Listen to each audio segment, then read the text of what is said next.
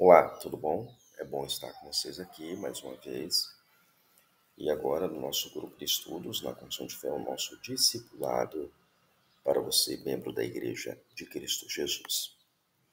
A nossa primeira aula é uma aula que vai introduzir você ao conceito de subscrição aos padrões confessionais de Westminster.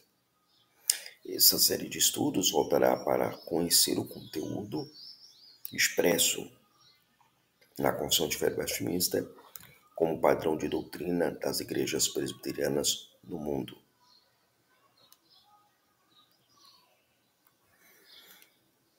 Nos dias atuais, vivemos uma crise sem precedentes nas igrejas ditas herdeiras da Reforma Protestante.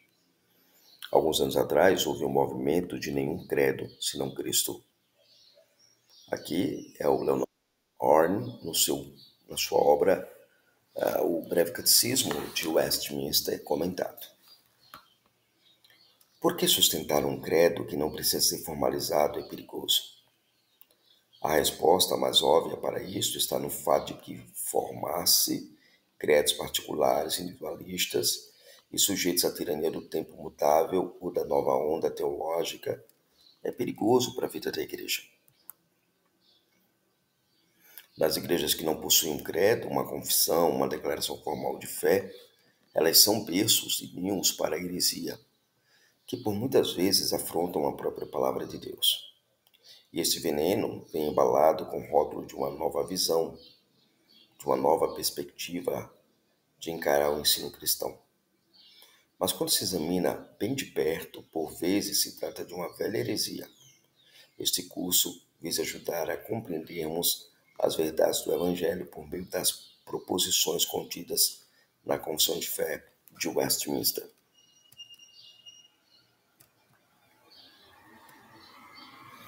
A primeira questão que nós precisamos tratar é o que é subscrição confessional. O termo subscrição significa assinar e concordar. Isso parece ser simples. Concordar com o quê? Com as doutrinas e ensinos abraçados pela Igreja, mas ensinos estes que estão fundamentados nas Escrituras Sagradas. Não é tudo que você deve abraçar que a Igreja coloca, mas aquilo que está embasado, fundamentado, orientado e ensinado na Escritura. Lembremos que devemos seguir aquele critério, Há um mandamento claro para guardar aquele ensino, há um exemplo bíblico e histórico para guardarmos aquela doutrina e há uma inferência lógica plausível para guardarmos aquela doutrina.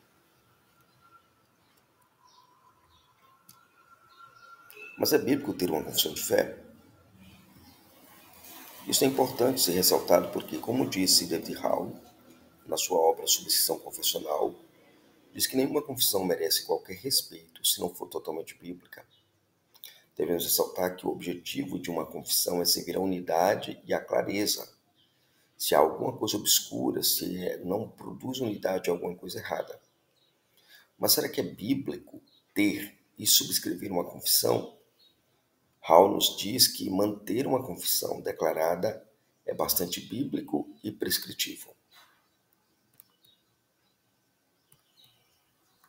Então, a primeira questão que a gente precisa levantar é sobre subscrição, tanto do ponto de vista bíblico veterotestamentário, como do ponto de vista bíblico neotestamentário.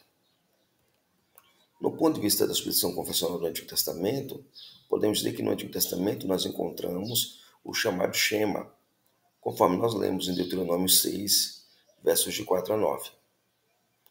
Aqui, quando você ler esta passagem, ouve Israel, o Senhor teu Deus é o único Senhor, o verbo ouvir que está no imperativo no hebraico, a palavra Shema, é que tem que prestar atenção, significa ouvir, mas não é mero escutar, envolve a ideia de ouvir com atenção. O sentido do texto citado acima é que ele era o primeiro a ser lido de um conjunto de leituras confessionais veterotestamentárias. Então, no Antigo Testamento havia uma coleção de textos que reafirmava a fé do judeu em relação à revelação que Deus havia dado na sua palavra. E a primeira declaração deles era a respeito do ser de Deus, quem é Deus, a quem devemos ouvir e o que devemos amar e guardar. O texto do Deuteronômio tinha por objetivo apresentar as seguintes verdades em relação à subscrição. Primeiro, que existe apenas um Deus. Essa afirmação, ela envolve a ideia de Deus ser absoluto, soberano, gracioso, amoroso. Existe apenas Ele. Segundo, que este Deus merece ser amado com todo o nosso ser, com todo o ser. Né? Amar o Senhor de todo o coração, de toda a tua força, de todo o teu entendimento. E que essas verdades deveriam se perpetuar nas gerações posteriores.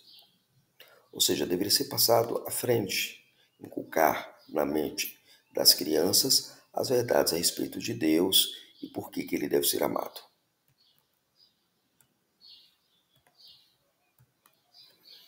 Agora, um outro texto que aparece é o texto de Deuteronômio, capítulo 11, versos de 13 a 21. Nesse texto, nós temos o desenvolvimento mais elaborado daquilo que nós conhecemos como Shema. E aqui nós vemos isso em sua aplicação ao povo da aliança, indicando que a confissão de fé deve produzir resultados o quê? Práticos. Eu não posso afirmar uma doutrina e não praticar essa doutrina. Eu não posso afirmar alguma coisa e negá-la. Eu preciso caminhar de maneira prática. Estes resultados são evidentes, pois nasce tudo de uma obediência aos mandamentos de Yahvé, o Deus da aliança. As pessoas às vezes confundem a palavra resultado prático com coerência. Embora a coerência deveria me levar a resultados práticos, às vezes não é a regra que se perpetua em relação a isto. Eu preciso compreender a doutrina, assimilar a doutrina e me esforçar para viver a doutrina. Paulo vai dizer isso a Timóteo, né? Permaneça naquilo que aprendestes, sabendo de quem o aprendestes. Né? Guarda essa doutrina, porque ela pode te tornar sábio para a salvação. E ela não apenas te preservará, mas preservará também os teus ouvintes. Então, esse aspecto precisa ser bem pontuado.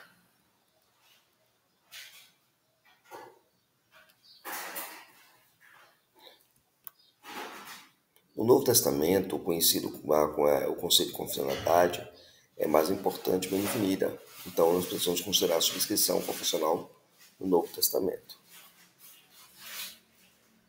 Isso significa que a igreja sempre elaborou o seu conjunto de doutrinas a partir da revelação de Deus. Eu tenho uma revelação, ou seja, aquilo que Deus dá a nós, deu aos crentes, por assim dizer, do passado, seu povo do passado.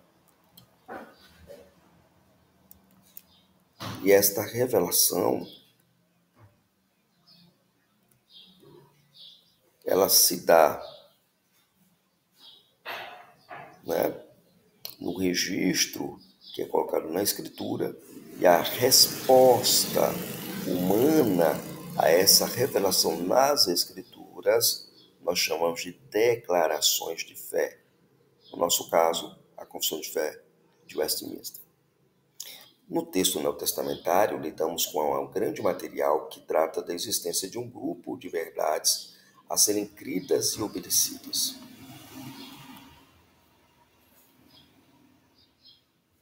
A subscrição confessional no Novo Testamento nos leva também a entender que essas verdades são conhecidas como tradições, que no grego nós conhecemos como a palavra paradoses.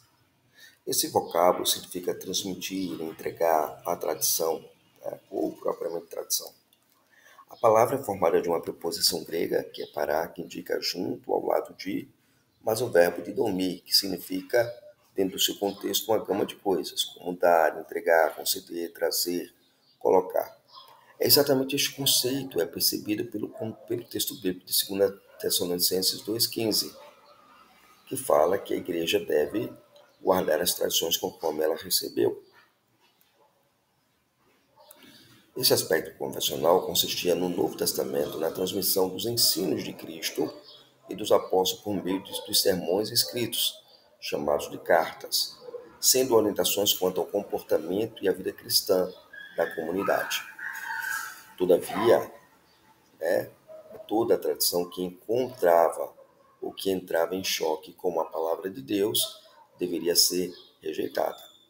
Então, tudo aquilo que nós produzimos, que nós fabricamos, que nós ensinamos, e que vai contra a Escritura, contra a palavra de Deus, deve ser rejeitada. A tradição, ela nunca deve ser superior à Escritura. Há uma visão equivocada de muitos evangélicos, de muitos protestantes e de muitos que se dizem reformados, confessionais, de anular o valor da tradição. Para os presbiterianos confessionais, a tradição tem a sua importância.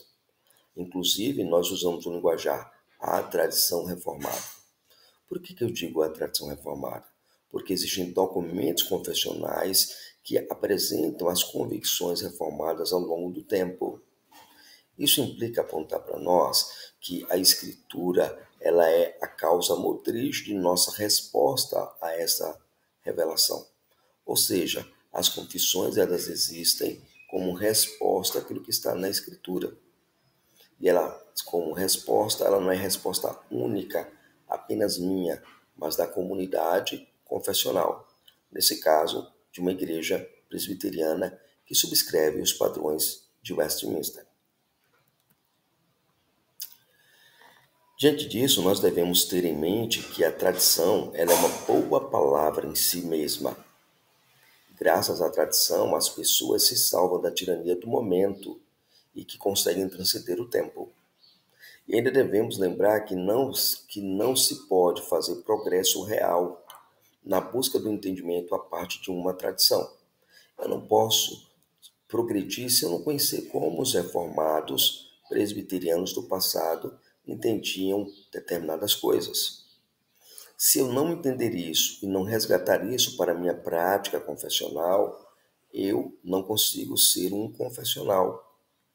Veja, isso significa que na preservação da tradição recebida, não somos feitos meninos que são levados por todo e qualquer vento de doutrina, como Paulo anuncia e admoesta a igreja de Éfeso no capítulo 4, verso 14 de Efésios. Quando você ler isso, você descobre que a tradição, junto à Escritura, ela caminha como serva da Escritura, auxiliando, ajudando e trazendo as pessoas para próximo da palavra de Deus. Porém, quando a tradição ela vai contra a Escritura, ela nos afasta da revelação mor, a revelação de Deus na Escritura. E aí essa tradição deve ser rejeitada. Entendam, a tradição é como o aio que me leva até a palavra de Deus. Nesse conceito, eu preciso entender que existe sola escritura, tota escritura, mas nunca nuda escritura. A nuda escritura significa a escritura nua, a escritura sozinha. Veja, a escritura nunca está sozinha. Entendam isso. A escritura sempre estará ao lado da tradição. Porém, a rainha no debate teológico é a escritura, não a tradição. A tradição ela pode auxiliar a igreja na compreensão da escritura, mas esta mesma tradição não pode levar a igreja a ir contra a escritura. Então nós precisamos entender essa questão das tradições apostólicas. O que são tradições apostólicas? Primeiro, é considerar na escritura do Novo Testamento, que são as doutrinas dos apóstolos. E aqui nós lidamos com aquele texto lá de Atos 2:42, onde diz que a igreja é fundamentada, afirmada, perseverante na doutrina dos apóstolos. E perseveravam na doutrina dos apóstolos e na comunhão e no partir do pão e nas orações. Tradições apostólicas também assumem o nome de forma de doutrina. E aí eu tenho Gálatas 6, verso 6. Mas graças a Deus, porque outrora escravos do pecado, contudo viestes a obedecer de coração a forma de doutrina a que fostes entregues. Esse é um outro ponto interessante que a gente precisa entender. Você recebe uma doutrina não para ser meramente intelectualizada, colocada na sua mente, mas ela deve fomentar a obediência no seu coração àquela forma de doutrina, aquele tipo de doutrina, aquela doutrina apresentada. Se aquela doutrina ela confirma todo o ensino da Escritura, você deve recebê-la com alegria no coração. Esse é o ponto que a gente precisa entender o que é forma de doutrina. Uma outra tradição apostólica presente no Novo Testamento é grafada, é mencionada como sãs palavras. Aqui, mais uma vez, o apóstolo Paulo nos ajuda. Em 2 Timóteo, capítulo 1, versos de 13 a 14, ele diz o seguinte: conserva o modelo das sãs palavras que de mim tens ouvido, na fé e no amor que há em Cristo Jesus. Sãs palavras. Note, sãs palavras é palavras sadias. Então, o conjunto da tradição apostólica, que a igreja deveria conservar como modelo, é chamado de sãs palavras. Ou seja, eu tenho uma confissão de fé, eu tenho catecismos, eu tenho um credo. Estas fontes de tradição, nós chamamos elas de sãs palavras do ponto de vista de que elas reproduzem fielmente a palavra de Deus. Se elas não trouxerem a nós a palavra de Deus, elas não são palavras, são as palavras. Note e lembre-se do que disse David Hill: nenhuma confissão de fé merece respeito nosso se ela não for totalmente bíblica. Lembre-se, biblicidade não significa que para cada afirmação você terá um versículo bíblico, mas para cada afirmação você encontrará versículos e doutrinas gerais da Escritura que se aplicam àquele conceito. É bom lembrar que nós devemos seguir os 3 princípios hermenêuticos para determinar uma doutrina sadia e verdadeira que eu mencionei anteriormente. Que eu falei para vocês sobre a questão de essa doutrina ser fundamentada no mandamento claro, se ela tem algum exemplo bíblico histórico e se ela vem de uma inferência bíblica razoável ou aceitável. Ok? Então você precisa entender isso.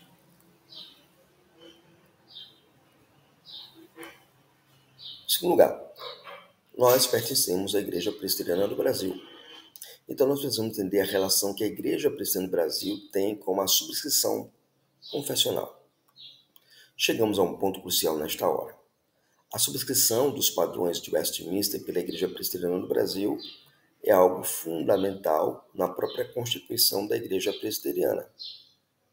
Do ponto de vista histórico, nós conhecemos o nosso irmão Ashbel Green Simonton, que é o fundador da Igreja Presbiteriana do Brasil. Ashbel Green Simonton é o patriarca, por assim dizer, do presbiterianismo brasileiro. Ele chegou no Brasil no dia 12 de agosto de 1859. Porém, só no dia 24 de 4 de 1860, ou seja, no ano seguinte, é que ele iniciou uma classe de escola dominical. E assim se desenvolveu a Igreja Presbiteriana no Brasil. Simonton também tinha a prática de, uma vez por mês, pregar fazendo exposição de uma pergunta do breve catecismo de Westminster. E ele disse que o seu objetivo era de preparar os crentes para defender-se dos ataques dos incrédulos. Lembremos, ele está numa nação eminentemente católica, apostólica romana. Por isso ele mesmo declarou: estou fazendo o que está em mim para gravar este catecismo, qual catecismo? O breve catecismo, na memória de todos. O próprio Simon ele traduziu para o português a Confissão de Fé do Westminster e seus catecismos, e procurou ensinar as doutrinas contidas nesses documentos históricos do presbiterianismo. Ele pregava no breve catecismo e usava o peregrino também como ferramenta de evangelização. Um outro personagem que vai aparecer no cenário é o reverendo José Manuel da Conceição. É o primeiro pastor nacional da IPB. O José Manuel da Conceição foi um ex-padre que se converteu ao protestantismo presbiteriano E na sua ordenação ao Sagrado Ministério da IPB, ele declarou aceitar a Constituição de Fé de Westminster e a forma de governo da Igreja Presbiteriana como expressão de sua fé.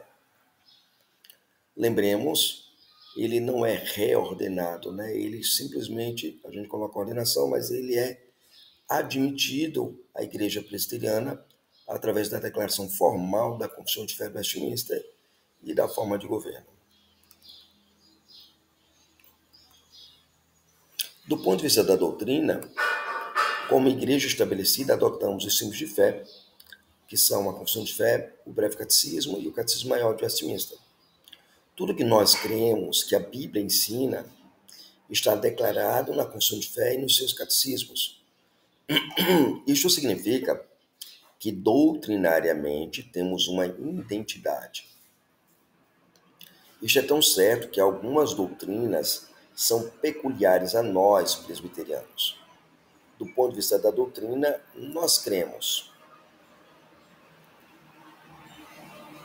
na suficiência, autoridade e infalibilidade das Escrituras.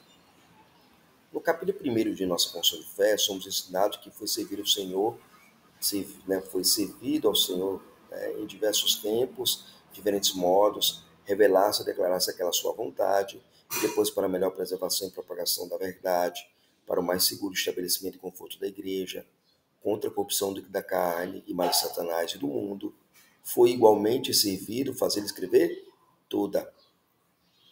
Isso torna a Sagrada Escritura indispensável, tendo cessado aqueles antigos modos de Deus se revelar a sua vontade ao seu povo. Westminster, Confissão de Fé do Westminster, capítulo 1, seção 1, ênfase nossa. Então, quando nós cremos na suficiência da autoridade das Escrituras, nós cremos que na Confissão de Fé do Westminster diz que Deus, ele progressivamente veio dando a sua revelação, Moisés, os profetas. Então, nós temos as diversas formas de revelação presentes na Escritura. Essas formas de revelações, elas vão se juntando e vão formando o que nós chamamos de Bíblia, o cano da nossa fé. Então, no presbiterianismo, não há lugar para as revelações, as novas revelações, pois entende-se que aqueles antigos modos de Deus se revelar ao seu povo há muito tempo cessaram. Ainda analisando essa questão, nós pegamos Hebreus capítulo 1, verso 1 e 2. Havendo Deus outrora falado de muitas vezes, de muitas maneiras, aos pais pelos profetas, nesses últimos dias nos falou pelo Filho, a quem constituiu o herdeiro de todas as coisas, pelo qual também fez o universo. Notemos o seguinte: Deus, ele falou outrora aos pais pelos profetas. E a nós nos falou nos últimos dias, ou seja, agora. Ou seja, falou agora pelo Filho. O Filho é a fonte da revelação divina, ou a conclusão dela. Um outro aspecto que nós cremos é na soberania de Deus. Como presbiterianos confessionais, devemos acreditar na soberania de Deus no que respeita aos seus decretos absolutos sobre este mundo. A nossa igreja crê e confessa a doutrina da predestinação, da eleição e reprovação. Isso significa que o verdadeiro presbiteriano não acredita no livre-arbítrio do homem, ou seja, naquele livre-arbítrio que conduz o homem à salvação pela sua própria liberdade. Mas crê que o homem está escravizado pelo pecado e limitado pelo decreto absoluto de Deus em tudo que faz em sua vida. Ou seja, ele é um morto espiritual. Ele é escravo do pecado e age em conformidade com o projeto de Deus desde toda a eternidade. Há um decreto em todas as ações que nós vemos neste mundo, e especialmente em relação à queda do homem que caiu em pecado, este homem não tem poder algum de se voltar por si mesmo para Deus, a menos que seja habilitado pela graça de Deus a fazê-lo.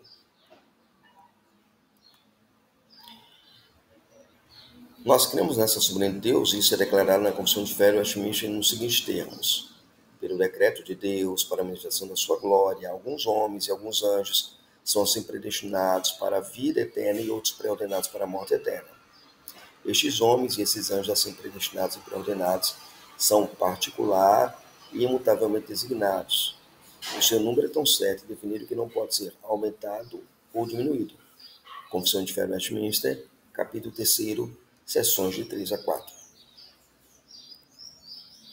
Aqui eu posso dizer o seguinte: eu tenho um decreto da predestinação que envolve a eleição, envolve a reprovação. É como se fosse uma moeda. Na cara, eleição, na coroa, reprovação. Na reprovação, eu tenho dois aspectos importantes: a preterição e a condenação. Por que alguém é preterido, nós não sabemos. Porque alguém é condenado pelos seus próprios pecados. E a eleição implica na salvação do indivíduo eleito. Ou seja, a predestinação ela abarca os seres morais criados por Deus, e a Bíblia assim declara que existem o quê? Anjos eleitos. Conforme você lê em 1 Timóteo 5:21. Anjos reprovados, conforme você lê em Judas 6.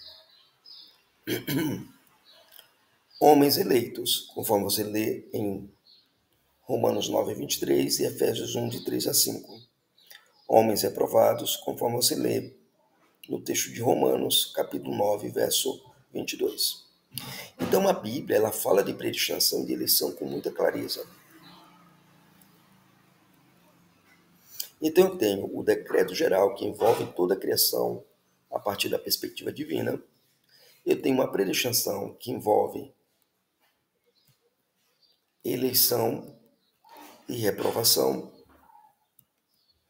Na reprovação, eu tenho os dois aspectos dela, a condenação e a preterição, e na eleição eu tenho a salvação. Tudo isso envolve a criação. Então, toda a criação envolve todo o projeto divino do decreto geral, que envolve toda a criação. Mas a realização histórica desses decretos se dá por aquilo que nós chamamos de providência. Então, a providência divina executa na história o decreto divino. Ok? Então, esse é o ensino que nós, presbiterianos, cremos e sustentamos. Agora, do ponto de vista constitucional, qual é a relação da IPB com a nossa confissão? No capítulo 1º da Constituição da IPB, no seu artigo 1, diz que somos informados que somos uma igreja que é uma federação de igrejas locais. Isso significa que não deve haver divergências entre as igrejas que estão nesta federação. A federatividade deve promover a unidade. Mas ainda neste artigo 1º, somos informados que a igreja adota. Do ponto de vista constitucional, a Sagrada Escritura comunica a regra de fé e prática, o Antigo e o Velho Testamento. Isto implica que na Constituição assume-se o conceito da suficiência da Escritura Sagrada e da autoridade das mesmas. E como sistema exposto de doutrina e prática, a Confissão de Fé e os catecismos maior e breve.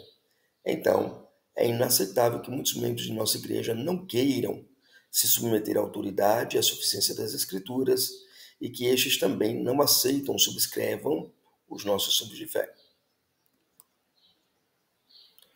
No artigo 114 de nossa Constituição, há um alerta significativo para a ordenação de oficiais.